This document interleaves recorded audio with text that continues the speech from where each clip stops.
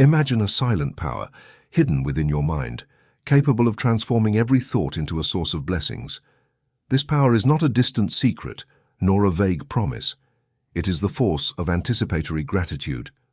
When you learn to give thanks before receiving, you begin to attract everything your heart desires. Inspired by the wisdom of Joseph Murphy, this text invites you to discover how the mind can become a magnet for abundance, well-being, and success. It is not merely passive waiting, but aligning your thoughts, feelings, and intentions with the universal law that responds to gratitude and faith. Prepare for a transformative journey, where every word is a stimulus, every pause an opportunity to plant within you the seed of prosperity. You will learn to cultivate thoughts that not only attract good, but also connect you with the infinite source of energy and abundance in the universe. This is not just any text. It is a key that opens the door to the life you deserve, to the miracles already on their way, and to the extraordinary power of a mind that gives thanks before receiving. Welcome to Anticipatory Gratitude, the mind that attracts good. Throughout the centuries, men and women have spoken the word providence with a touch of mystery, as if it were a whimsical force that sometimes favors and sometimes abandons. For some, it is synonymous with luck; for others, an arbitrary will that distributes blessings or punishments without apparent reason. This confusion has led millions to live in uncertainty, hoping for the best and fearing the worst, without realizing that providence is neither chance nor whim. It is law. And like every law, it is constant, precise, reliable, and available to anyone who knows how to cooperate with it. From a spiritual and mental perspective, providence is not an external intervention descending from above to change your life as an exception. It is rather the intelligent direction of the universe, an invisible order that always seeks to guide every circumstance toward good. This principle does not depend on your luck, nor on your education, nor on what others think of you. It depends on your ability to recognize it, accept it, and align yourself with it. For even if many do not know it, providence is already at work in everyone. The difference is that some block it with fear, doubt, and anxiety, while others allow it to flow through their subconscious mind. It is useful here to make clear distinctions. Destiny is a fatalistic concept, the belief that everything is written and nothing can be changed. Chance is the naive idea that events happen without cause, like balls bouncing aimlessly. Mental law, on the other hand, is the profound truth that every thought, every image, and every emotion accepted into your subconscious becomes the cause of future effects. And providence is the action of that law, when your subconscious cooperates with infinite intelligence, arranging people, timing, and circumstances to fulfill what has already been planted within you. Your subconscious mind is the channel through which providence works. You do not produce the creative energy, but you can open or close the way to it. When you think with clarity, feel with faith, and affirm with conviction, you are giving an order to the subconscious. And this, in contact with universal wisdom, begins to restructure your life from the inside out. It is not magic. It is not coincidence. It is the law fulfilling its natural course. The purpose of this book is precisely to restore your trust in that divine order. Here you will learn that you are not at the mercy of chance, nor doomed to fatality, nor condemned to live in uncertainty. You are surrounded, sustained, and guided by a providence that never fails. Your task is to understand it, trust it, and allow it to flow. When you do, you will discover that your entire life becomes a succession of miracles in perfect order. The mind that attracts good, based on the teachings of Joseph Murphy. We have noticed that more than 80% of those who visit our channel are not subscribed. You can support this project by pressing the subscribe button and giving a like to the video. Thank you for inspiring us to continue creating more and better content for you. Are you ready to transform your life? Chapter 1. Your subconscious is a channel of providence. Most people speak the word providence without understanding its deeper nature. They refer to it as if it were some hidden design, a kind of external intervention that arbitrarily decides the fate of men, as if some distant entity chose at will who will be rescued and who must resign themselves to their misfortunes. This is a childish conception of the universe. Such a vision not only diminishes the spiritual dignity of the human being, but condemns them to a fearful passivity that prevents any real transformation. He who understands the mental law knows that providence is not a will acting from the outside, but a principle of intelligent direction that operates within every person. Providence is not an accident. It is an ordered current of wisdom that responds to focused thought and sustained faith. It is law, not chance. It is response, not punishment. It is spiritual mathematics in motion, not uncontrollable mysticism. All true providence, the one that manifests good in your life, takes place through the channel of your subconscious mind. No external guidance exists that has not first been accepted as an inner directive. The subconscious is the instrument through which the higher plan is imprinted onto the field of the visible. This is not a vague theory nor an unfounded belief. It is a demonstrable law. Every time you think with faith, feel with clarity, and hold an image of order, you're opening that invisible channel through which infinite intelligence begins to flow into your affairs. This flow is not emotional nor an empty enthusiasm, but a silent, precise, and constant movement. Just as the water of a river follows the bed that has been opened to it, so does the creative power follow the mental form you establish from within your depths. Imagine for a moment an irrigation canal in the middle of the desert. That canal is not the source, but when it is opened, it can bring life to acres of barren land. Such is your subconscious mind. It is not the original cause of good, but when it is instructed with wisdom, it becomes the vehicle of every possible blessing. You do not create the water, but you can dig the channel. You do not create infinite wisdom, but you can direct it toward your needs.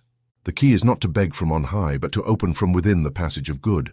Your subconscious is in constant communication with the principle of order that sustains the universe. This communication does not occur through words or elaborate ideas, but through thought vibrations, mental images charged with faith, feelings repeated and accepted with conviction. You do not need to understand how this process unfolds in technical terms. It is enough to know that the subconscious automatically responds to whatever you accept as true. Here is where many fail. They believe providence is something that must come from outside, not realizing that it is already in motion, awaiting only the proper mental command to manifest in the desired form. It is essential to understand that you cannot command providence with willpower or desperation. You cannot force the flow of law. One does not shout at a river to make it water the land. One prepares its bed, one respects its course, one adjusts its slope. The same applies to your subconscious mind.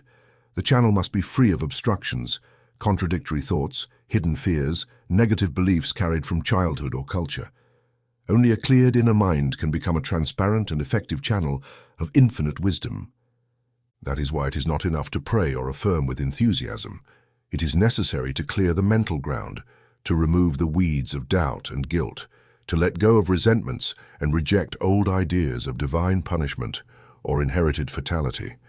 Your subconscious does not interpret religious symbols, nor distinguish between sacred and profane ideas. It simply obeys the emotional charge and persistence of the mental image. Thus, a person who repeats pious words but holds within an inner vision of lack or threat is sowing chaos, even if their lips speak of faith. On the other hand, one who remains outwardly silent but steadily cultivates the image of good already fulfilled is channeling providence into their life. Do not ask yourself whether your prayers are heard above. Ask whether they have been accepted below, in the silent sanctuary of your subconscious mind. Providence does not improvise. Every visible manifestation you attribute to luck, chance, or a miracle has in fact been the exact result of a sustained mental vibration. Even when you were unaware of it, your deeper mind was already cooperating with the law. The difference between the ignorant believer and the mental sage is that the former works unknowingly, while the latter works knowingly. You have already attracted many good things into your life without knowing how you did it. Now you will learn to do it consciously, deliberately, with purpose and direction. To begin activating this channel, I recommend a simple yet powerful practice. Each morning, upon waking, calmly and attentively pronounce the following affirmation. Infinite wisdom guides each of my steps. Do not repeat this phrase as a superstitious spell, but as one who lights a lamp. Say it with the intention that every cell of your body, every corner of your mind, every fiber of your being recognizes that you are aligned with a principle of order that cannot fail. By repeating this affirmation daily, you are opening the gate. You are saying to the subconscious, prepare to receive the flow. You are positioning yourself in harmony with that which already flows eternally. Another powerful practice is to visualize a clear and safe path each morning before beginning your activities. This is not about imagining magical scenes or unattainable ideals, but about calmly seeing the day ahead as a path without obstacles. Mentally envision your firm steps, your wise decisions, your harmonious conversations, your beneficial encounters.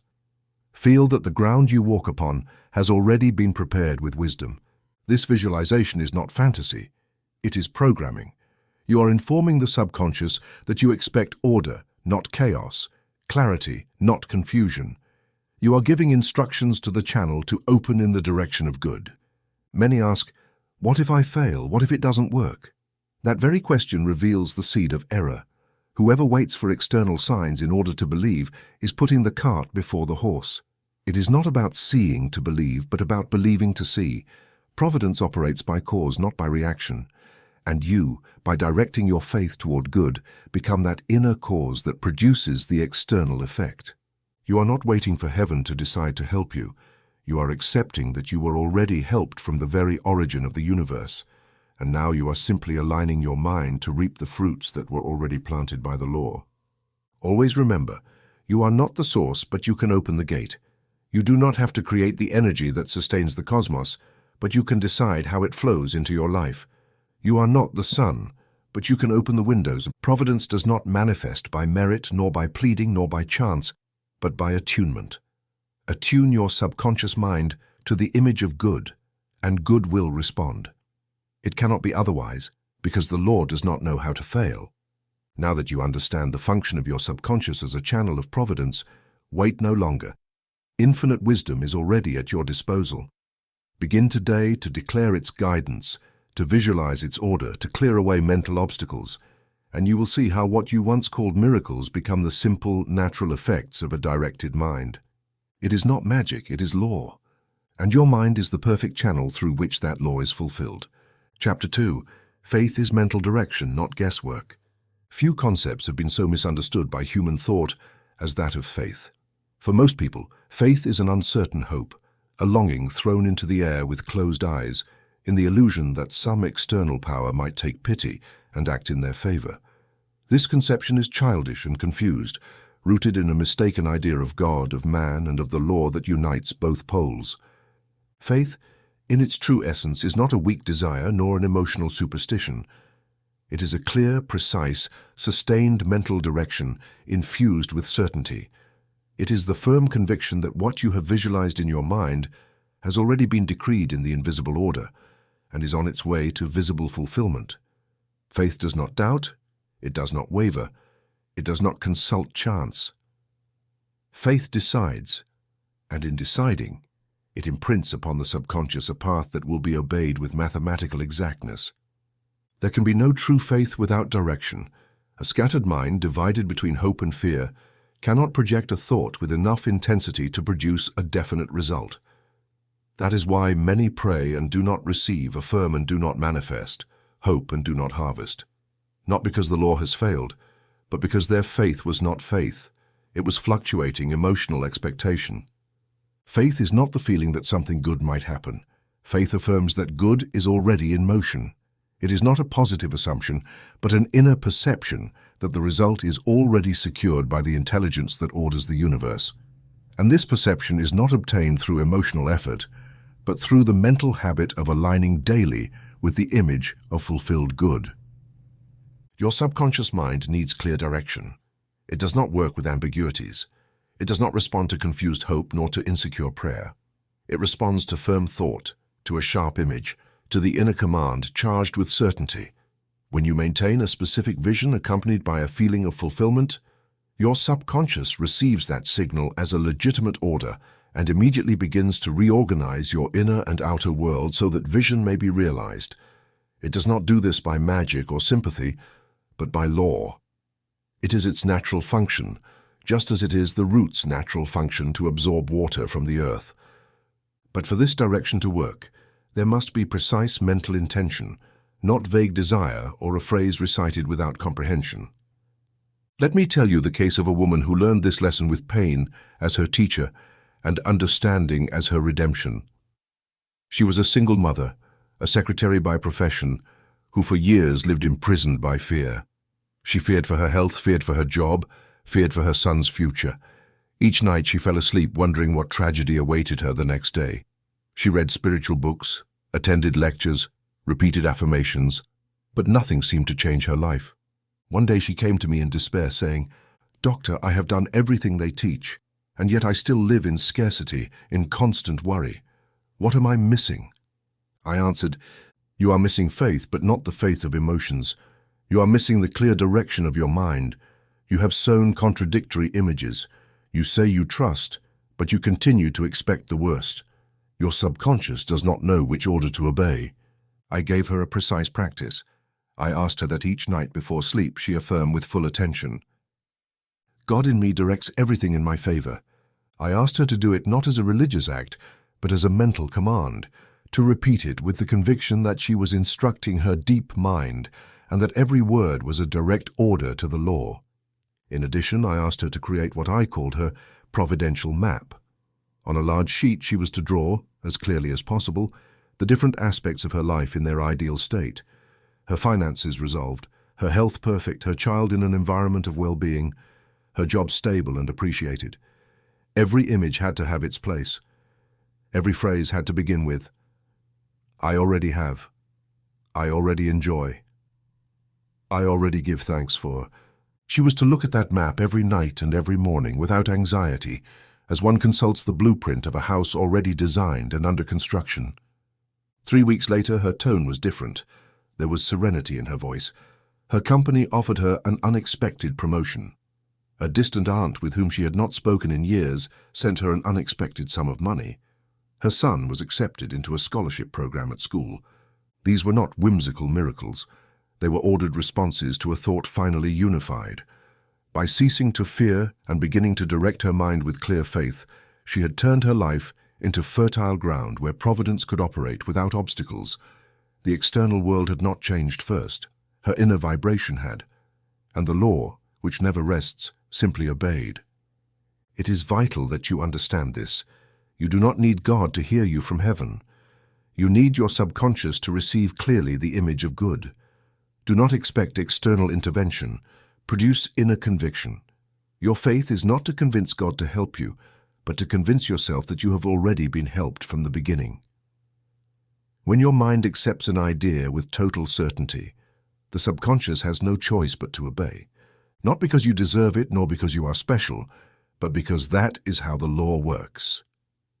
Just as electricity does not evaluate the character of the one who flips the switch, the deep mind does not evaluate your morality, your history, or your mistakes. It evaluates your vibration, your direction, the coherence between your image, your emotion, and your word. The technique of the providential map is not a childish fantasy. It is a powerful mental tool.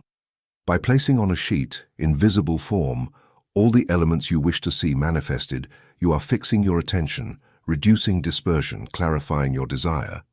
The map forces you to define with precision what before was only an emotional fog. Do not look at it as an amulet, but as a focusing tool. Review your map each morning to imprint it on your mind. Observe it each night to reinforce it before sleep. Remember that the subconscious is especially receptive in the moments before sleeping. What you give it at that moment, it processes for hours without your conscious intervention. That is why you must repeat each night the affirmation, "God in me directs everything in my favor." Do not say it as one waiting for a miracle. Say it as one aligned with the flow of good, who only needs to stay the course. Many keep waiting for signs, surprises, open doors without knowing how. But the true sign is you when you align yourself with the law. The true surprise is discovering that nothing was chance, that everything was in gestation from the moment your mind accepted a defined direction. The true opening of paths does not come from outside. It comes when you clear the field of your mind from doubts, resentments, inherited fears, and sow consistently the image of good. Then and only then providence can operate in you without interference. That is why I tell you, with the authority of experience, faith is mental direction, not guesswork. Do not wait for things to turn out well. Declare that they are already well, because you see them that way in your mind and feel them that way in your heart. Do not ask if it will work. Decide that it will work. Do not take refuge in the uncertainty of others. Walk with the certainty that the law is on your side because you are on the side of the law. And each night, before closing your eyes, declare with firmness, God in me directs everything in my favor, because so it will be, because so you have decided, because so your faith has decreed. Chapter 3. Luck exists, law does not. Humanity has lived for centuries under the spell of a mistaken idea, the concept of luck. This word, so common, so repeated, so deeply internalized, has operated like a collective hypnosis that diverts attention from the true causes of our experience. Millions have been taught to say, "He had good luck," when something desirable happens without an apparent explanation, or "He had bad luck," when loss or misfortune arrives. This way of speaking is not innocent. It reflects and reinforces a worldview in which events are governed by arbitrary, unpredictable forces outside the individual. Such thinking is dangerous because it cancels human creative responsibility, weakens mental power, and immerses people in sterile passivity. From the perspective of mental law, luck does not exist. Everything that happens in your life has an inner cause, even if that cause is not always conscious. The subconscious, which never sleeps, gathers and executes all the images, emotions, beliefs, and thoughts you have accepted as true. No exceptions. The deep mind does not evaluate whether something benefits you or harms you. It simply obeys the dominant vibration you emit with your constant feeling. That is why what the world calls chance is in fact the precise consequence of mental states that the individual often ignores or has forgotten having nourished. Whoever studies mental law with honesty recognizes that there are no accidents on the plane of manifestation.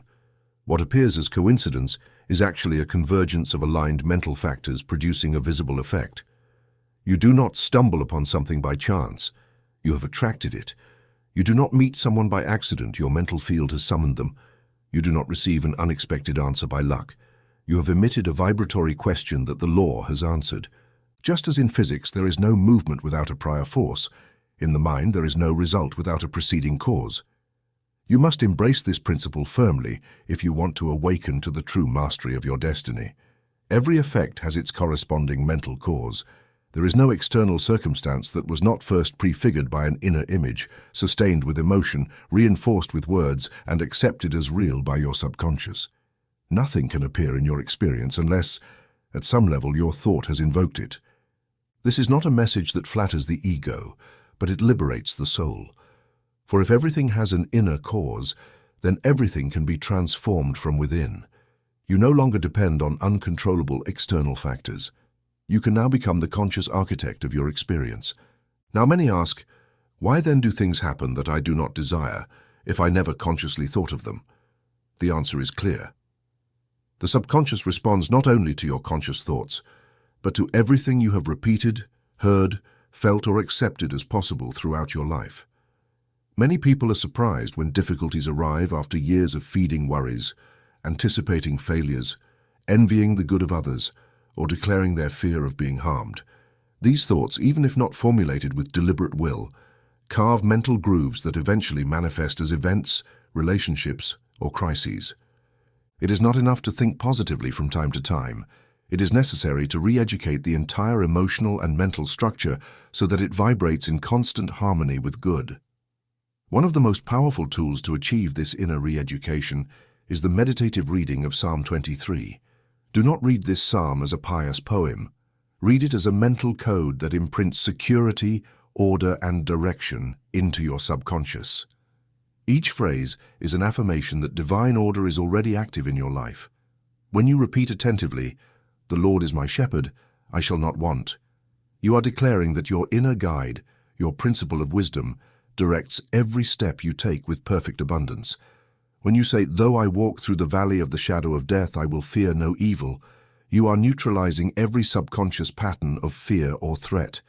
This psalm is not to be recited mechanically, but to be deeply felt. Each word must penetrate the deep mind and replace old patterns of chance, fear, and fatalism. Another practice I insist upon is the gratitude journal for coincidences already lived. This exercise has a double power. On one hand, it strengthens faith because it forces you to recognize that many good things came to you without your conscious mind having planned them. On the other hand, it clarifies the connection between your past thoughts and your present results. By writing down each day 3 events that happened by chance, and then reflecting on what mental state you held before they occurred, you will begin to see the invisible thread that connects your beliefs to your results. That discovery is a golden key. It shows you that you are not subject to luck, but to law. And if you are subject to law, then you can learn to fulfill it, to use it, to benefit from it. Just like someone who learns the rules of navigation and begins to cross the ocean with confidence. Most men and women do not suffer because the law has failed, but because they have ignored it. Just as someone ignorant of the law of gravity may fall from a height without understanding why, so too can someone ignorant of mental law suffer the effects of their thoughts without seeing the connection. But the law is not capricious. It simply acts. You may choose to ignore it or to use it, but you cannot escape it. The difference between the wise and the superstitious is that the first studies mental causes and works with them, while the second worships effects and fears their shadows. Once you understand that mental law replaces luck, you become vigilant of your inner world. You no longer allow yourself to be carried away by the inertia of collective thought, nor permit the fears of others to take root in your mind. You observe your words, your emotions, your inner images, and align them with what you wish to see realized. If you seek harmony, you cultivate inner peace. If you desire prosperity, you practice constant gratitude. If you need guidance, you affirm that you have already been guided from the beginning. You no longer wait for strokes of luck. You generate mental causes that produce predictable effects.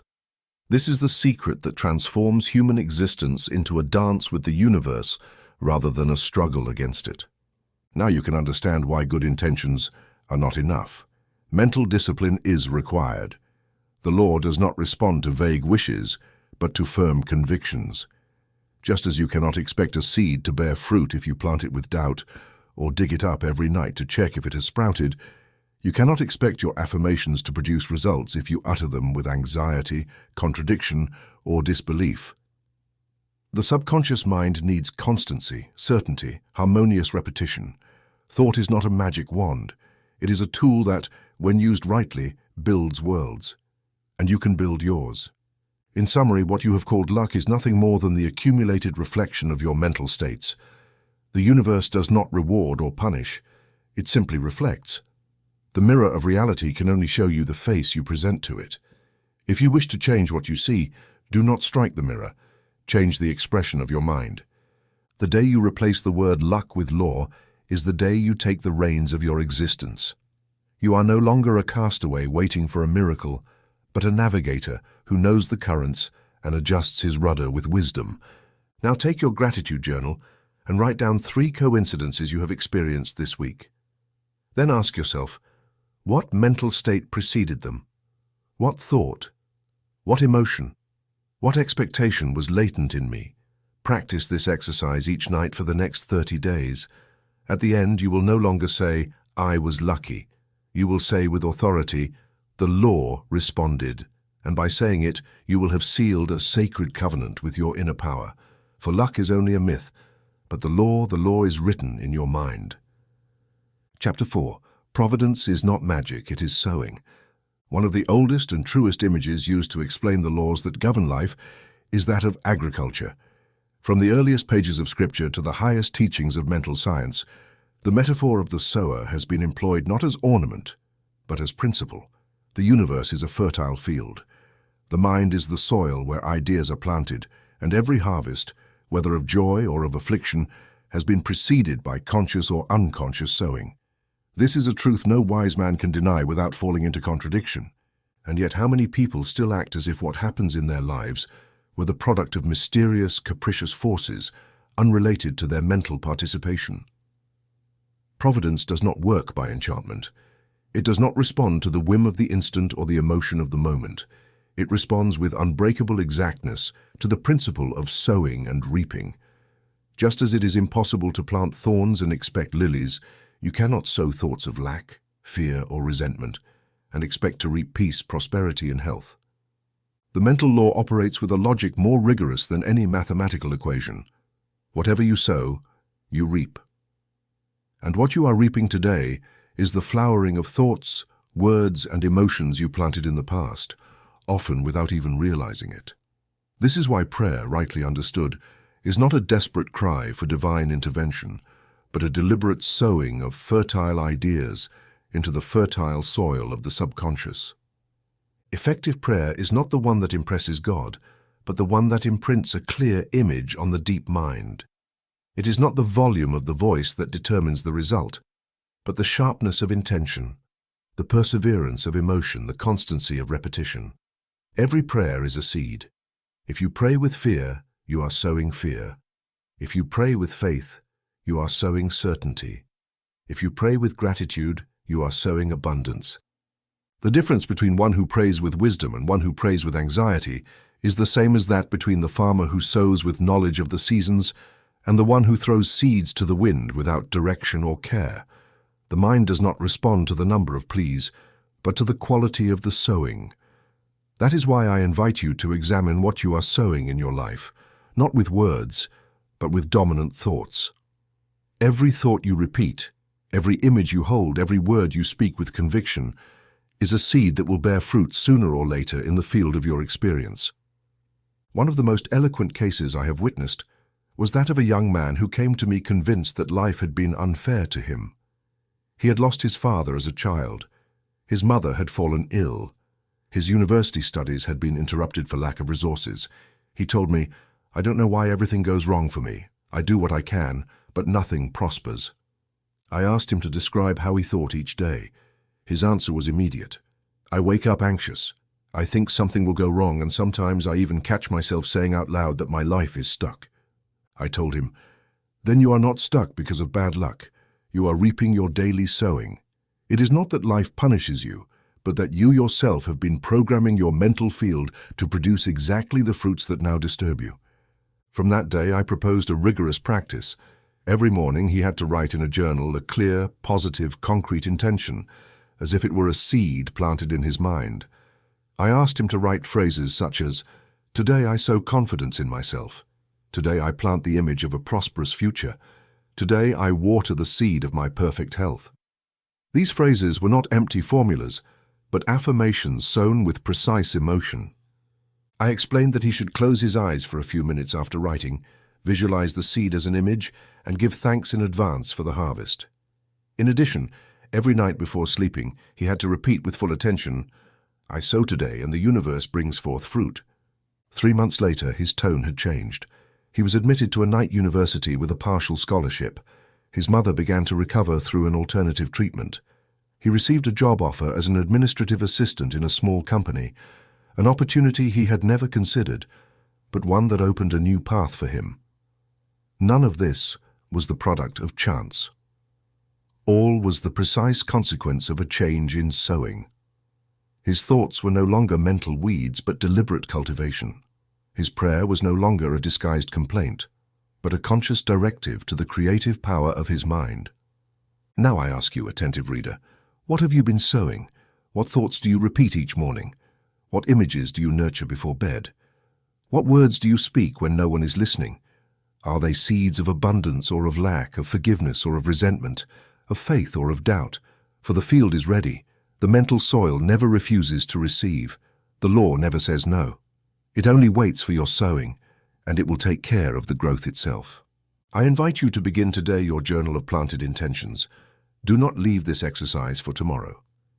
At the end of this reading, take a notebook and write a clear intention. Visualize it, feel it, give thanks as if it were already reality, and tonight before sleeping repeat calmly, without haste, with certainty. I sow today, and the universe brings forth fruit. Do not repeat just to repeat.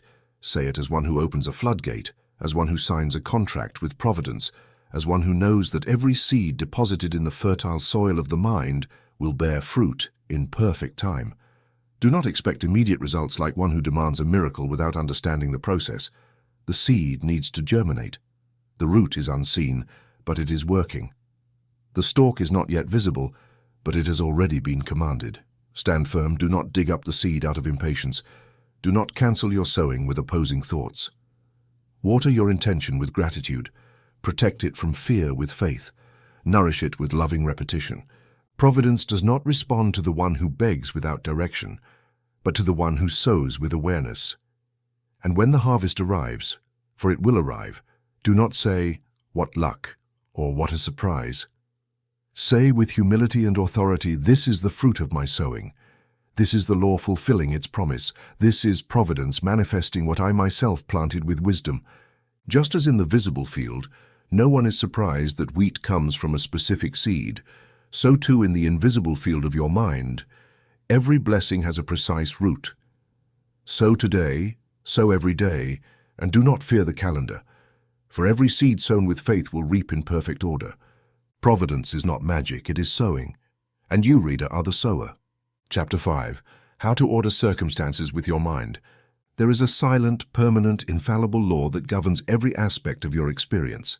The external reality you perceive is nothing more than an ordered or disordered projection of your mental structure. This principle has been proclaimed by sages throughout the ages, though under different names. Some have called it the law of attraction, others the law of correspondence, others simply the spiritual law. But it is not the name that matters, it is its constant operation. Every circumstance around you is the reflection of an inner vibrational pattern. Just as water takes the shape of the vessel that contains it, so life adapts to the mental form you sustain deep within yourself. There are no exceptions, no accidents. Everything you experience is a result, and every result has its origin in the invisible structure of your thought. But how does this ordering occur? How can an unseen mind influence concrete events, relationships, income, or the health of the body? The answer is simple once the role of the subconscious is understood. Your deeper mind, that fertile and silent reservoir that stores every image, every emotion, every word you have accepted with intensity, is the great organizer of your experience. It does not operate as a logical reasoner, but as an obedient servant. It receives the orders you give in the form of repeated images, emotions, and inner declarations. And once it receives that order, it begins silently rearranging the pieces of the external board, so that everything fits the pattern you have dictated. If that pattern is order, you reap harmony. If that pattern is chaos, you reap confusion. The universe does not argue with you, it responds. This principle, once understood, frees you from the illusion that circumstances have a life of their own. They do not. What you call my reality is not a fixed object moving toward you. It is a sequence of events organized by your predominant mental vibration. In fact, the law governing this dynamic could be called the law of selective attraction. You do not attract just anything. You attract what vibrates in resonance with your inner structure. You are not a universal magnet, but a selective tuner. Your thoughts do not create the universe, but they do create your experience of the universe. Just as a radio tunes into a specific station depending on the frequency you choose, your life tunes into realities that correspond to your mental vibration. Imagine, then, that you hold in your hands a tool of immeasurable power, the ability to organize your reality through clear, defined mental images nourished by genuine emotion. This tool costs no money, depends neither on your formal education nor your personal history, and is available to you at every instant. It is called directed visualization, but not just any visualization. It must arise from a state of inner reverence, of respect for the law that has been revealed to you. To visualize is not to daydream. It is not to entertain yourself with pleasant ideas. It is a precise technique of vibrational organization. When you visualize your ideal day with clarity and gratitude, you are programming the order of events before they happen. You are moving ahead of the cause. You are dictating the script that your subconscious will obey without objection. This practice cannot be done superficially. It requires a sincere inner disposition. You must sit down, close your eyes, breathe slowly, and enter a state of deep serenity. From there, begin to mentally walk through your day as if it were already unfolding.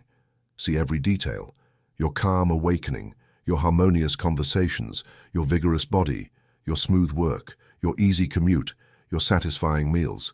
Leave nothing out, improvise nothing. See the scene with clarity like a director reviewing every shot before filming. And above all, feel it. Emotion is the adhesive that fixes the image in the deep mind. Without emotion, visualization is just a sketch without ink. But when it is felt, it is imprinted, and what is imprinted is manifested. To reinforce this practice, add the technique of relaxation and direct suggestion. Find a quiet place, sit with your back straight, breathing deeply several times. As you exhale, say mentally, "I relax, I release, I open." Then once you feel your mind has let go of the day's tensions, formulate a precise suggestion. Use few words. The subconscious responds best to short, clear affirmative phrases. For example, "Everything is in order. Today I flow with ease. Everything cooperates with my good." Repeat this phrase unhurriedly, feeling that you are instructing a faithful servant who will take your order and execute it perfectly. One of my patients, a businessman trapped in the anxiety of control, once told me, "Doctor, everything in my life seems out of place. The more I try to organize it, the more tangled it becomes." I asked him, "How is your mind?" He replied, "Agitated, worried, always running after something." I responded clearly, "Then that is the cause. Your outer life reflects your inner state.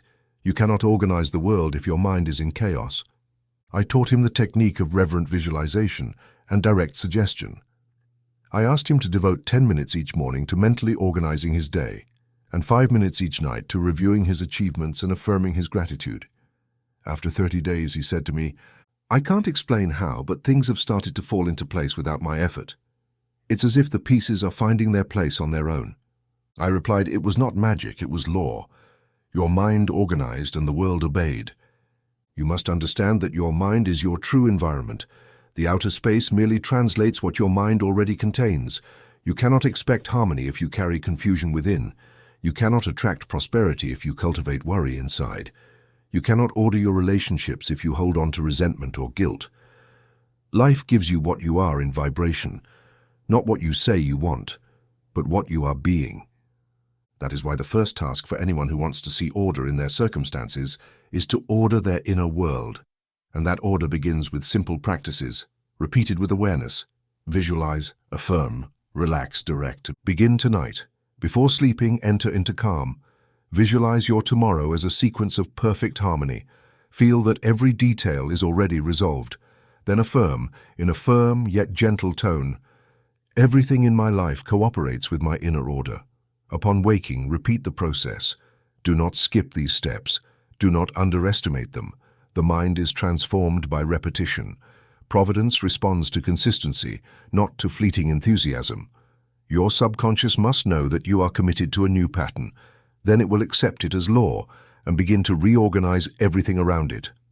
And when you see your days flowing more easily, when the right people appear, when solutions arrive, when what was once chaos becomes harmonic sequence, do not say the world changed. Recognize that you changed, that your inner order attracted outer order, that your mind is no longer an open field for chance, but a garden directed by awakened consciousness. For this is how life is organized from within, with clear images, with firm direction, with sustained faith, and with the absolute certainty that nothing in the universe resists the instruction of a mind aligned with the law. Chapter 6. Obstacles as signals of correction. There is a deeply rooted tendency in the human mind to see every obstacle as a punishment, every setback as an injustice, and every loss as a defeat. This is one of the greatest errors of unconscious thought. Most people, when faced with a difficulty, immediately assume that something has gone wrong, that life has failed them, that their prayers have not been heard, or that Providence has turned its face away. This interpretation is the cause of much unnecessary suffering, not because events are inherently painful, but because the mental reading we give them is mistaken. Those who understand the mental law know that the universe is never out of order. They know that everything that happens, even what seems challenging or unfavorable, contains guidance, correction, and a precise message for those willing to listen. Providence does not act like a capricious parent who rewards or punishes. It acts like a silent compass, correcting the direction of your path, even when you believe you know where you are going. Sometimes the good you desire cannot manifest because the ground on which you stand does not allow it. Then the law, through paths that seem like resistance, pushes you toward more fertile ground. It is not punishment. It is redirection. It is not a blockage. It is instruction. But to understand this, you must abandon the childish vision of a universe that makes mistakes and begin to see with spiritual eyes that everything, absolutely everything, cooperates with your good when you are aligned with the purpose of your soul. Let me tell you the story of a man who came to me devastated by a loss. He was a sales manager at a pharmaceutical company. He had worked there for 14 years. He had stability, recognition, and a well-established routine. One day, without warning, the company was acquired by a foreign group, and his position was eliminated. He said bitterly, "Doctor, I feel like the ground has been pulled from under me. I have nothing. I don't understand how, after working so hard, the universe repays me like this." I answered calmly, "It has not repaid you poorly. It is pushing you toward a higher direction that you yourself were blocking with complacency.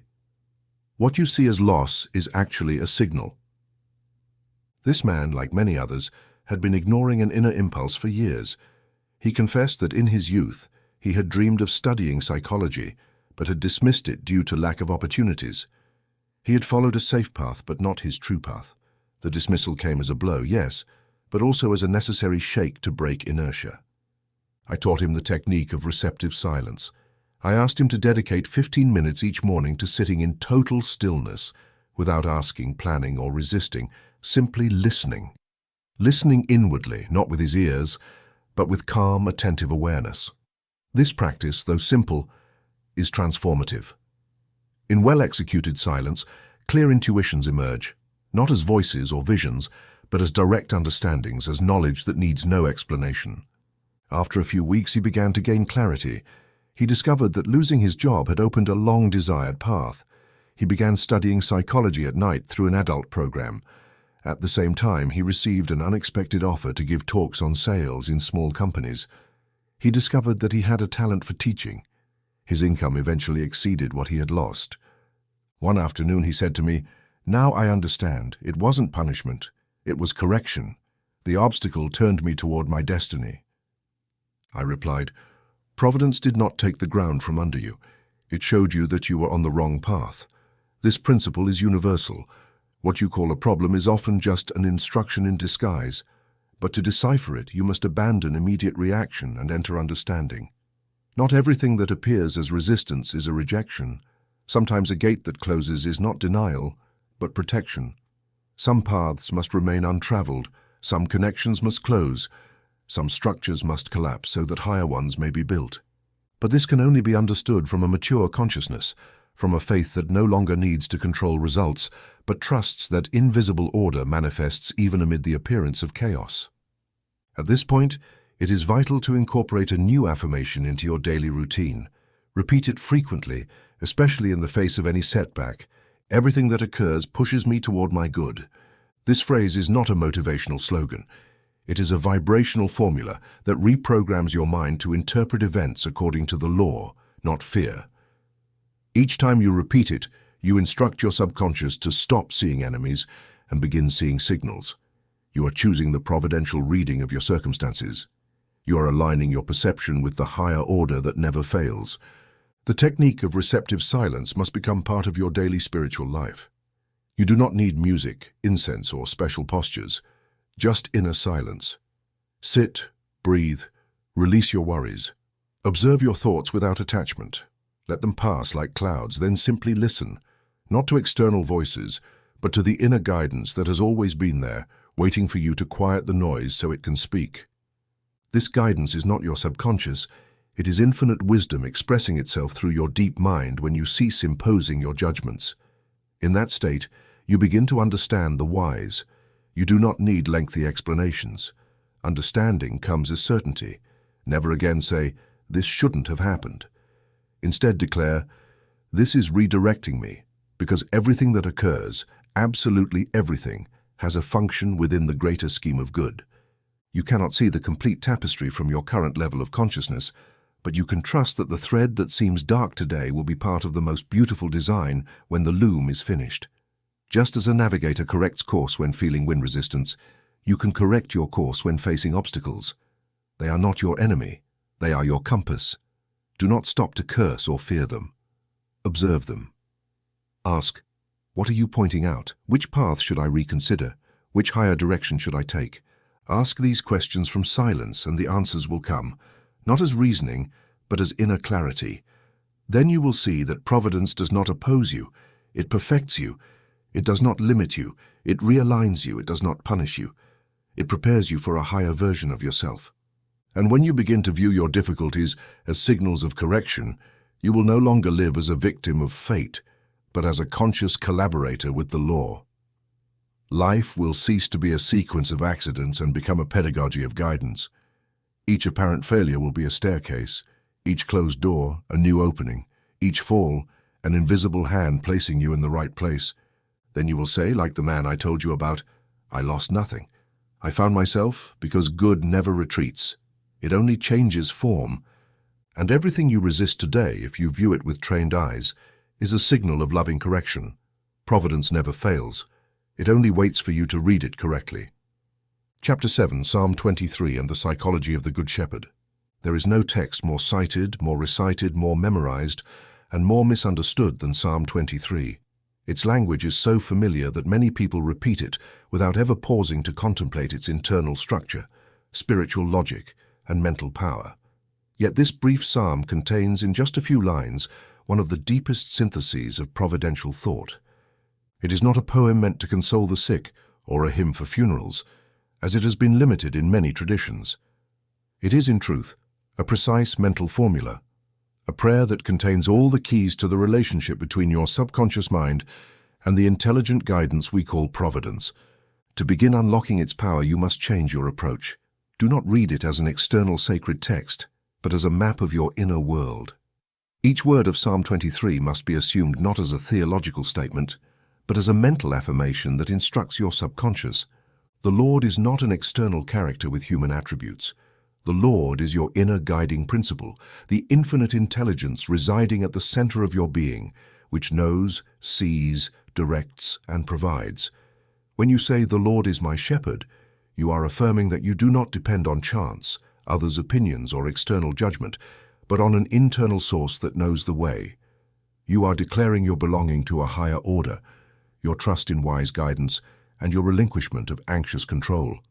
Every line of the psalm is a providential affirmation and must be internalized as such. Repeating it from memory is not enough. It must be planted in the subconscious through understanding and emotion. Let us examine the text and break down each part as a mental instruction. The Lord is my shepherd, I shall not want. This line encapsulates the principle of sufficiency. By repeating it, you affirm that all needs are already resolved. You are not asking for provision. You are acknowledging that the source has already been activated within you. Your subconscious receives this phrase as an order for manifestation. Nothing will be lacking because nothing is lacking at the invisible level. He makes me lie down in green pastures. Here, inner harmony is affirmed. Visualize your mind as a serene field where worries dissolve and peace is established as a permanent state. Resting in green pastures means allowing the law to operate without mental interference. Rest is not inactivity, it is trust. He leads me beside still waters. The image of still waters represents the smooth flow of life when aligned with Providence. No turbulence, no conflict, only effortless guidance. By repeating this line, you tell your mind, "Guide me without anxiety, show me the way with gentleness." He restores my soul. He guides me in paths of righteousness for his name's sake. This affirmation indicates inner restoration and alignment with order. Paths of righteousness means correct, suitable, harmonious paths. You do not choose by logic. You choose from the wisdom of the soul. Righteousness here is not morality. It is vibrational accuracy. Even though I walk through the valley of the shadow of death, I will fear no evil, for you are with me. This is the heart of the psalm, its moment of trial and victory. The shadow of death symbolizes moments of darkness, doubt, illness, or loss. But it does not say, "I will be in death," only "in the shadow of death." Danger is apparent, not essential. By affirming that you do not fear, you deactivate all subconscious patterns of fear. The presence of the inner guide, "You are with me," eliminates any need for external protection. Security comes from within, and your rod and your staff, they comfort me. The rod represents discipline, the staff represents guidance. Both symbolize the instruments of the guide. Comfort is inspiration, renewal, invisible strength that sustains. By affirming this line, you say, "I accept the correction and direction my inner guide offers me." You prepare a table before me in the presence of my enemies. This is an affirmation of silent victory. The enemy is not combated, it is transcended. The table represents abundance, celebration, and fulfillment. The subconscious receives this image as proof that good is stronger than threat. You anoint my head with oil, my cup overflows. Anointing symbolizes choice, blessing, consecration. The overflowing cup signals abundant, unrestrained good. This line trains the mind to accept good without guilt or limit. The subconscious needs to know that there is no scarcity in your belief system.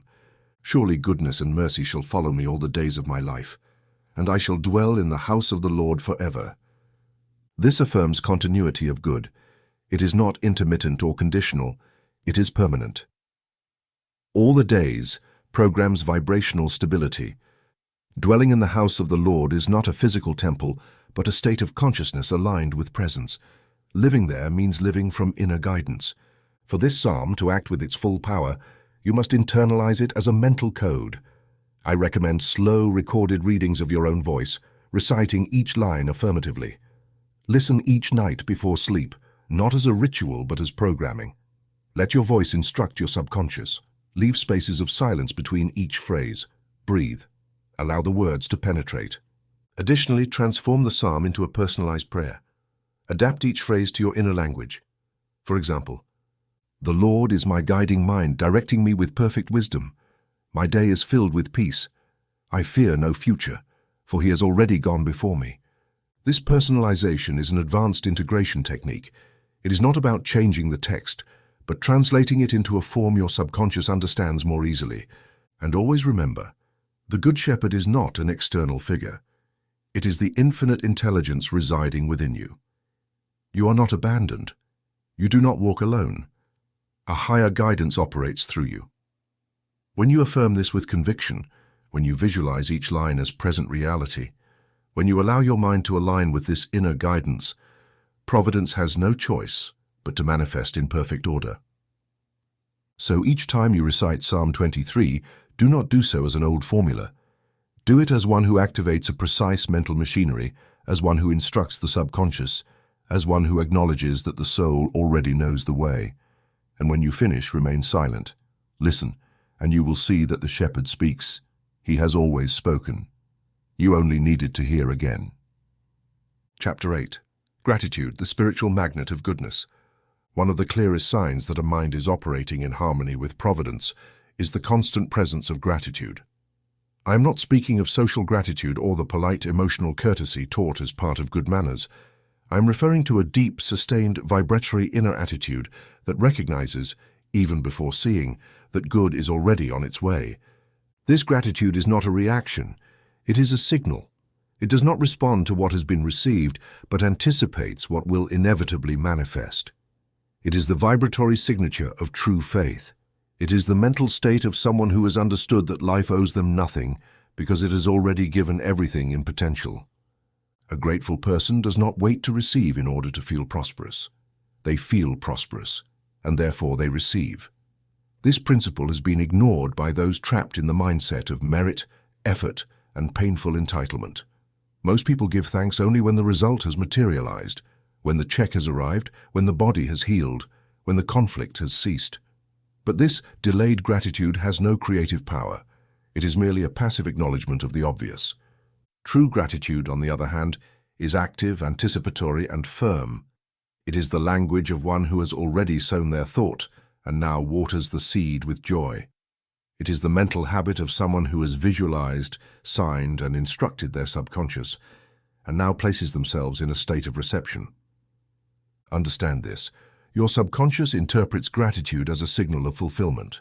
When you give thanks, even before seeing the result in the visible plane, your subconscious assumes the good has already been received and begins to act, reorganizing the conditions necessary for that internal conviction to manifest externally. It does not do so because you deserve it, but because it has been instructed to. The language of the subconscious is not logic nor waiting. It is sustained emotional state. Intense gratitude is a vibratory command the deep mind cannot ignore. It says, act, because the good is already present. One of the most powerful tools I have taught those who wish to transform their circumstances, especially in the financial realm, is the gratitude journal. This is not a decorative planner nor an occasional list of positive phrases. It is a precise mental discipline. Each day write 3 entries of real gratitude, with emotion, with awareness, with detail. It does not matter if the events are large or small. What matters is that each line written strengthens in you the idea that you are already in reception. The journal is the ground where you practice anticipatory perception. You do not give thanks out of protocol. You give thanks to create. I will tell you about a woman who came to me with serious financial problems. She was a teacher and mother of 2 children. She said with distress, "I don't know what else to do. I work all day, but the money never stretches. There's always a shortage. I'm always running after bills." I asked, "How many times a day do you express true gratitude?" She fell silent. She said, "How can I give thanks when I am in deficit?" I replied, "Precisely because you live in deficit, you need to learn to give thanks before seeing, not out of obligation, but out of understanding." I explained the journal technique. I asked her to write 3 blessings each day. At first it was difficult. She said, "What can I write if everything is wrong?" I told her, "Start with the basics. Give thanks for having a roof, for being able to read, for having a notebook to write in." By the 3rd week, her language had changed. She began to notice opportunities she had previously ignored. A colleague offered her a small book-selling business. A neighbor recommended her for private lessons. An old debt was unexpectedly settled. None of these events was random. Each was a natural consequence of her vibrational shift. Her anticipatory gratitude activated new pathways. Her mind, having left the state of complaint, began to see doors where previously there had only been walls. Months later, she told me, "The journal didn't bring me magic. It brought me clarity. It made me see that it was already there, but I couldn't recognize it because I was trapped in lamentation." Do not underestimate the power of this tool. Do not treat it as a minor exercise. The gratitude journal is a way to re-educate your perception. By cultural habit, the human mind tends to focus on what is lacking, what is absent, what hurts, and as with all focus, this becomes subconscious instruction.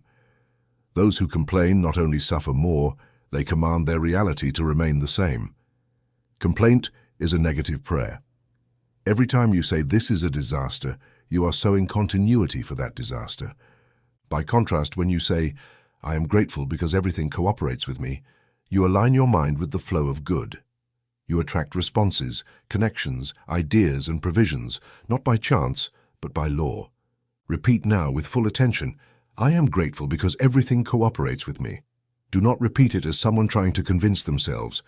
Repeat it as one who knows that in giving thanks, they are confirming an invisible reality that will soon become visible. Do not expect grand miracles at first. Expect small proofs. Expect peace where there was tension. Expect simple solutions where you once saw only problems. And when that occurs, because it will, add it to your journal. Testify in your own pages. Record the growing order. You will see that over time your mind will actively seek new reasons to give thanks and will stop focusing on what is missing. Then you will have entered true abundance, the constant perception that you are being supported, guided, and provided for. Gratitude is also a vibratory shield. It not only attracts good, it protects your mind from doubt. When you are grateful, you do not fear. When you are grateful, you do not envy. When you are grateful, you do not compete.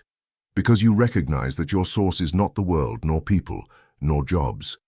Your source is the infinite intelligence operating within you, and that source never fails, never runs out, never gets distracted. It only waits for you to place yourself in a state of reception. Make gratitude your primary habit. You do not need external conditions to begin. All you need is willingness, a notebook, a pen, and 5 minutes a day. 3 phrases, 3 details, 3 reasons, and over time, hundreds of new blessings. This is how the mind is trained, how the subconscious is magnetized, how the invisible gate through which Providence flows is opened. And when someone asks you, "Why are you smiling? Why does your life seem lighter? Why are things falling into place?" Simply say, "Because I have learned to give thanks before receiving. Because the one who gives thanks in advance receives by destiny. Because gratitude, when sincere and constant, becomes a spiritual magnet for good." Chapter 9. Providence and Synchronicities, Miracles in Order. One of the subtlest and most powerful ways in which Providence acts in a person's life is through what is popularly called coincidences. This word, inherited from ancient and superstitious thinking, suggests that certain encounters, events, or outcomes appear by chance, without causal connection, as if the universe suddenly decided to roll the dice. This is a childish and limited view of the spiritual functioning of the world. In truth, there is no such thing as coincidence. There is no chance, no chaos. Everything that occurs obeys an invisible, yet absolutely precise law. The correct term for these phenomena is not coincidence, but providential synchronicity, the external manifestation of an internal order issued by sustained thought, charged with intention and emotion. When you understand that every image you hold in your deep mind is being translated into events, people, opportunities, and paths, you begin to live with a different awareness. You no longer act as one who waits to see what happens, but as one who knows everything is occurring according to what has already been sown. You cease to be a victim of time and become its architect. You do not need to control how it will happen. You only need to order clearly and allow higher order, Providence, to use the means it considers most efficient to execute the instruction. This is the basic principle that explains synchronicities. They are the concrete response of a mind that has already vibrated the image of the desired outcome and allowed the law to act without interference. Over the years, many of my listeners have written to me with stories that, to the casual observer, seem like random miracles, but are in truth the exact manifestation of this principle. I recall especially the case of a 40-year-old woman, a teacher and single mother, who for many years had lived with a sense of emotional resignation. She wrote me a letter saying, "Doctor, I thought it was already too late for me. All the men I knew were inadequate or emotionally closed. I had already accepted that love was not for me." On one of my radio programs, I proposed a practice that transformed her life, directed visualization accompanied by inner conversation. I asked her to dedicate 15 minutes each night before bed to vividly visualize the presence of an ideal partner. Not a nebulous figure, not a generic face, but a concrete image imbued with specific qualities: integrity, tenderness, strength, commitment, humor, spirituality. Furthermore, she was to maintain an internal conversation with that presence, as if it were already part of her life. She would say, "Thank you for being here. Thank you for arriving at the exact right moment. Thank you for loving me consciously." Repeated without anxiety and with anticipatory gratitude, this practice began to shift her vibration. 3 months later, at a meeting she attended for professional reasons, she met a widowed man with a teenage son who perfectly embodied the qualities she had visualized. She wrote to me again, "It wasn't love at first sight, it was certainty. I felt I already knew him. I felt that everything had been prepared." I replied, "It wasn't coincidence, it was mental law executing in perfect timing. It was Providence obeying a clear instruction. Today they are married, not by chance, but by inner guidance. You must understand that your mind is a constant emitting center. Every image you maintain, every emotion you sustain, every word you repeat internally is being translated into form. You do not need to shout to be heard by the universe. It is enough to think clearly, feel with certainty, and allow the law to act. This requires discipline, yes, but more than discipline, it requires awareness. You must monitor what you maintain in your inner dialogue. The conversation you hold with yourself is what your subconscious obeys. If you constantly repeat phrases like, "Good things never happen to me," "Opportunities don't appear," "It's too late for me," you are issuing orders that will be executed precisely. The subconscious does not distinguish between what you desire and what you fear. It only obeys what you repeat with emotion. That is why I propose a resource you should immediately incorporate into your daily practice: directed inner conversation. Each morning, before facing the world, take 5 minutes to speak internally as one who directs an invisible army. Use affirmative phrases charged with direction. "This is a day of opportunities. Everything cooperates with me. I'm aligned with my purpose. I meet the right people. I appear in the right places." Do not say these as empty slogans. Speak each phrase as one who activates a precise machine, because that is exactly what you are doing. You are turning on your providential machinery, and you will see that little by little those so-called coincidences begin to occur. An unexpected message, a precise call, an apparently fortuitous encounter. All respond to the order you have issued. To reinforce this understanding, practice the providential memory exercise. Each night, before sleeping, recap your day looking for small signs of invisible order. Do not focus on what was lacking, what failed, or what disturbed you. Make the effort to detect at least one fact that demonstrates something fell into place, one piece fit, one answer appeared. Write it down, give thanks, and declare, "This is evidence that Providence is acting." In this way, you retrain your perception. You train your mind to register miracles because a miracle is not a violation of law. It is the exact manifestation of law. When you stop interfering with fear, doubt, or complaint, you do not need to know how what you desire will happen. You only need to know it will happen and give thanks in advance.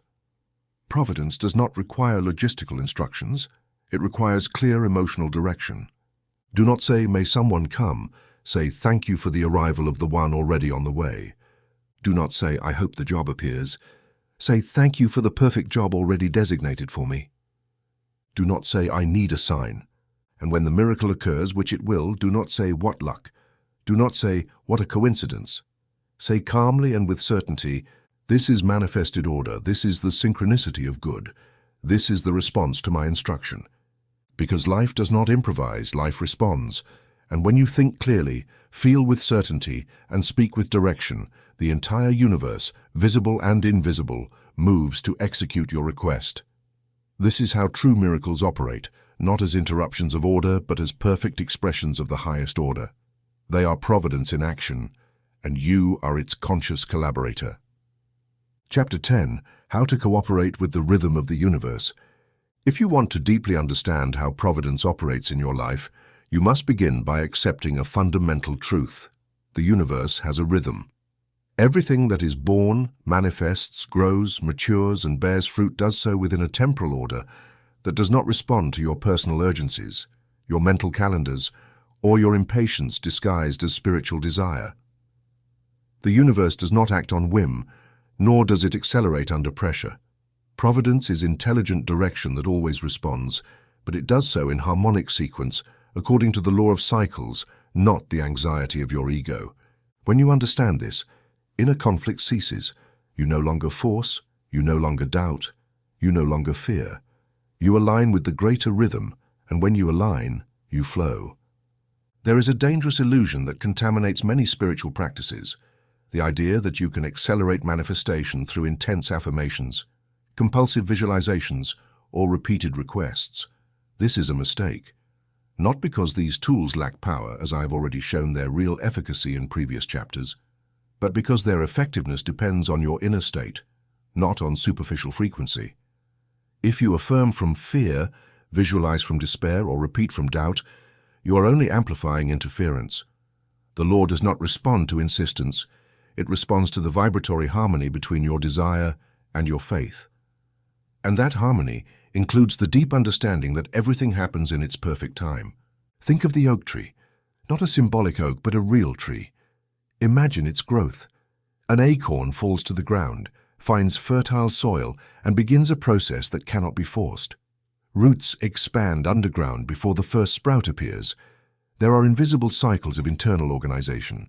Structures must form in secret before appearing to the world. If you inspect the soil every day and demand the tree hurry, not only will you fail to accelerate its growth, you could damage it. If in impatience you dig it up to see how it's doing, you interrupt its process. The same occurs with your planted ideas, your prayers, your decrees. Everything is germinating, but you must trust the rhythm of that germination. Here is a concept many confuse. Active patience is not resignation, inertia, or sitting back waiting for the heavens to act on your behalf. Active patience is a state of operating certainty. It is the decision to continue your life in peace, with joy, with direction, while invisible order acts. It means you continue visualizing, yes, you continue affirming, of course, but without anxiety, obsession, or tension, because you already know that what is yours by law will come at the right moment, neither before nor after. Those who know this do not give up, but neither do they fret. A woman who listened to me on a regional radio station once wrote, "I have requested a job improvement for months. I visualize, affirm, meditate, but nothing happens." I responded with the question, "What is your inner state during the day?" She said, "I am tense, irritated, waiting for something to happen." I explained that this state is precisely what prevents manifestation. I taught her to repeat a new affirmation, not to obtain something, but to tune herself to the rhythm of the law. Everything happens in its perfect time. I asked her to stop asking for a while and start trusting, to focus on enjoying her present, on giving thanks for what was already received, on recording every sign of progress, however small. 3 months later, she wrote again. The position she had requested did not open, but she was offered one in another company, better paid and more flexible, something she had not expected. I replied, "That is Providence. It did not give you what you asked for, but something greater. To receive it, you had to step out of the rhythm of the ego and enter the rhythm of the universe. You must understand that the law sees farther than you do. What you call delay is often protection. What you call slowness is synchronization. Perhaps the person who must help you has not yet reached the right point. Perhaps the situation you desire is not yet ready to thrive. Perhaps you yourself need to adjust, learn something, release something, mature something, and that takes time. But it is not empty time, it is fertile time. If you recognize it as such, I recommend implementing a concrete practice, a monthly record of signs of progress. Take a notebook, divide it by months, and at the end of each week, note any sign, no matter how small, that something is moving, a new idea has emerged, an unexpected contact has appeared, a detail has aligned. This trains your mind to recognize the silent work of the law, and in doing so, strengthens your faith. Not in words, but in evidence. When you align with the rhythm of the universe, you do not need to see the whole tree to know it is growing. It is enough to feel that the roots are alive. In this way, you live not from the anxiety of results, but from the peace of the process. Providence does not improvise. Each stage has its place. Everything arrives when you are ready to sustain it, not before, not after, exactly when it should. So when you ask yourself why what you requested has not yet occurred, change the question to this: am I cooperating with the rhythm of the universe, or am I forcing it from my impatience? And when you feel everything is slow, repeat, "Everything happens in its perfect time." Say it not as consolation, but as affirmation of an immutable law. Just as the oak does not force its growth, you must allow what you have planted to grow with invisible wisdom. Your task is not to force. Your task is to trust, act with joy, and live in the certainty that good never arrives late. It always arrives just in time. And if you are aligned with that timing, you will receive it in peace, gratitude, and fullness. Chapter 11. How not to oppose Providence. One of the most frequent and harmful mistakes on the path of spiritual fulfillment is the attempt to force processes that are already underway. Human beings, driven by the habit of control and the belief in rational self-sufficiency, often become the main obstacle to their own progress. It is not that Providence is absent or fails in its direction. It is that the conscious mind, wanting to intervene, direct, correct, and manipulate steps that inner wisdom has already begun to execute, introduces noise, distortion, and blockage.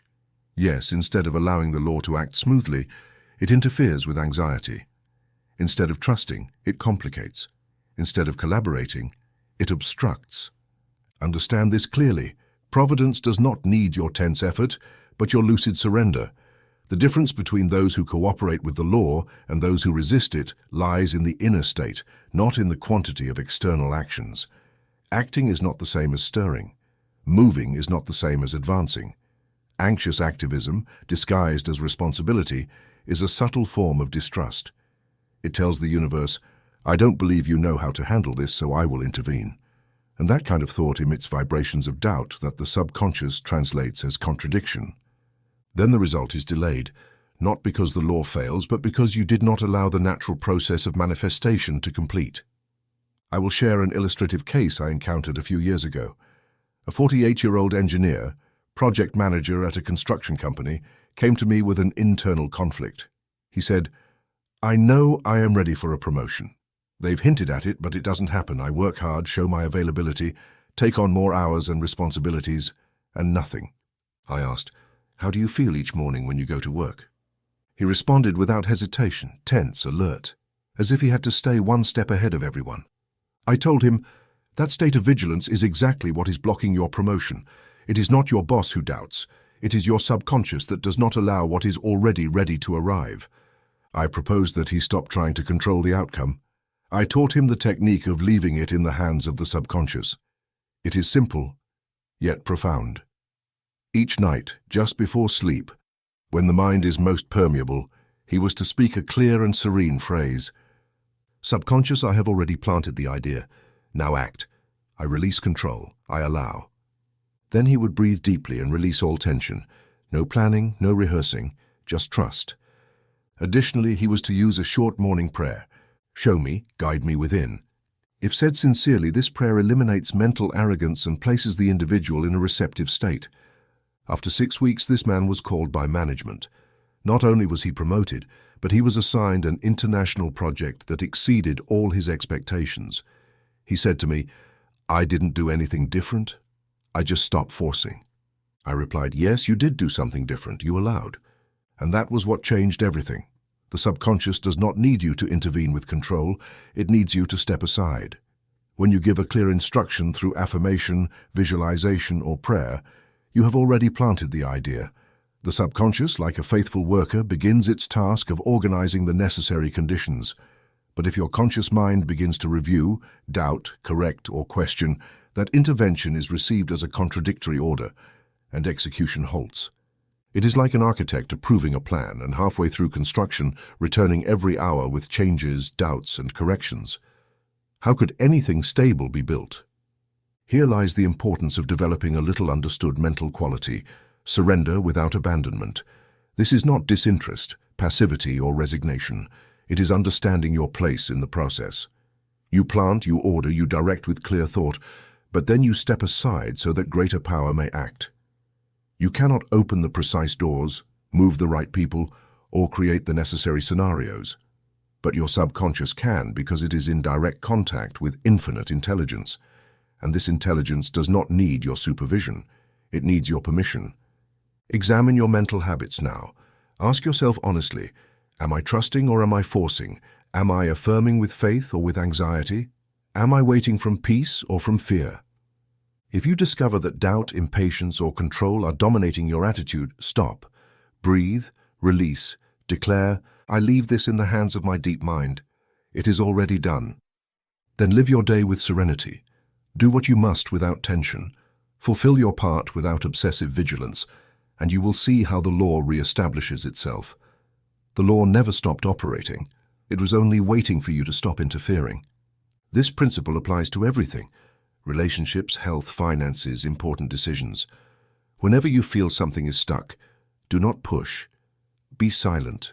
Release. Not because you have failed, but because you have already done what is necessary, and now it is up to the higher power to execute. The wise person does not disengage from life, but neither does he or she oppress it. Cooperate, and that cooperation includes knowing when to speak and when to remain silent, when to advance and when to wait, when to sow and when to rest. Repeat with me now and make this phrase your secret prayer whenever control threatens to dominate you. Show me, guide me within. I do not force, I allow, I do not direct, I collaborate. May my mind align with infinite wisdom, and may every step arise from peace. When this becomes your permanent attitude, Providence will no longer meet resistance in you and will begin to act with surprising speed. For speed does not depend on time, but on your alignment. And when you do not oppose, everything flows, everything arrives, everything is ordered, because the law does not need help. It only needs permission. Chapter 12. You and Providence are one.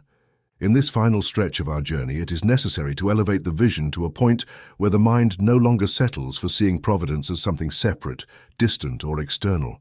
We have devoted entire pages to understanding how the law responds, how the subconscious mind is the channel, how faith directs, how gratitude attracts, how patience cooperates, and how surrender opens the way. All of this is true, but if you do not take one more step, you will remain trapped in dualistic thinking. You on one side, Providence on the other. You waiting, Providence giving. You asking, Providence granting. This image is useful in the early stages of understanding, but it must be transcended because in ultimate reality there are not two. You and Providence are one. The old dualistic thinking, the habit of seeing God up above and man down below, of assuming an insurmountable gap between the source and the creature, has been the root of countless errors, fears, and superstitions.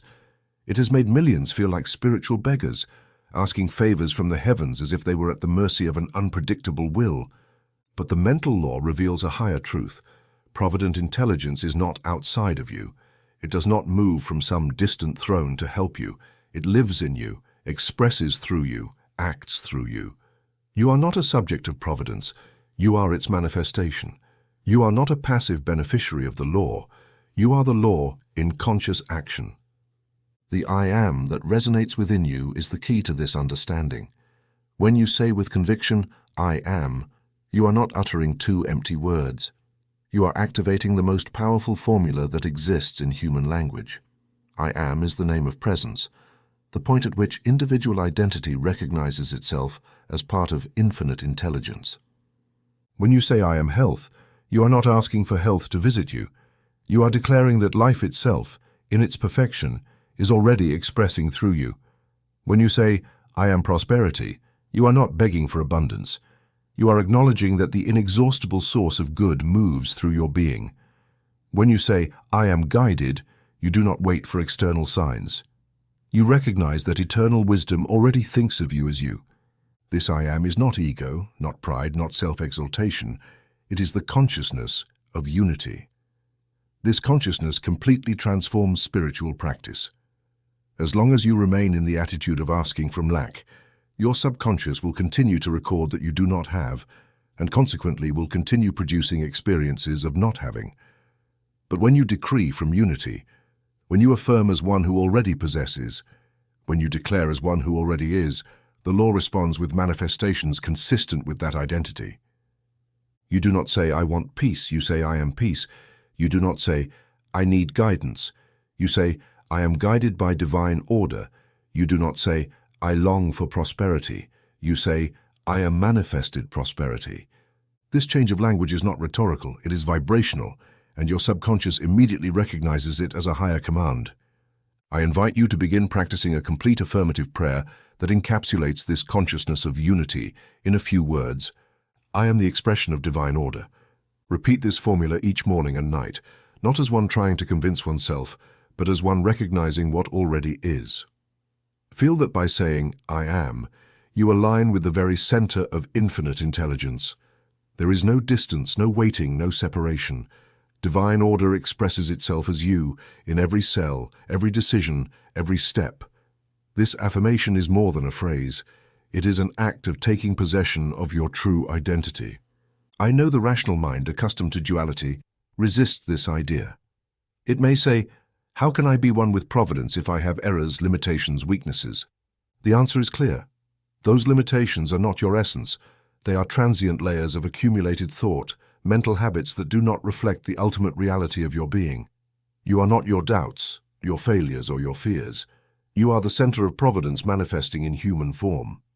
When you understand this, you stop identifying with the shell and recognize the fruit. And by recognizing yourself, you begin to live from that identity. Your limitations dissolve, not because you fought them, but because they no longer find a place to anchor in you. A practice I insist upon is the weekly devotional reading of this chapter. Do not read it only once. Return to it each week, calmly, in silence, as if it were a reminder of your true identity. Read aloud. Listen to your words.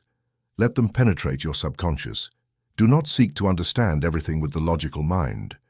Allow repetition to open a certainty beyond reasoning, because this teaching is not assimilated by intellect alone. It integrates through experience. And that experience will come if you maintain the practice. When you internalize this truth, you will stop begging and start reigning. You will stop seeking signs and start being the sign. You will stop waiting for miracles and begin manifesting them naturally. Not because you have special powers, but because you finally understand that providence is not outside you, not above you, not distant from you. It is you. It always has been, it always will be. Duality was an illusion, unity is reality. Make this declaration now, this instant, and make it yours. I am the expression of divine order. Say these words with the weight of conviction, the strength of faith, and the certainty that they are true, not as a wish, but as present reality. And you will see that by living from this identity, your entire life begins to reorder itself. You no longer ask from lack, you decree from plenitude. You no longer wait for intervention, you recognize yourself as manifestation. You no longer doubt Providence. You acknowledge that you and Providence are one. That recognition is the final key, the definitive seal, the culmination of the path. When you assume it, there is no separation, and when there is no separation, there is no lack, no fear, no waiting. There is only perfect expression, and that expression is you.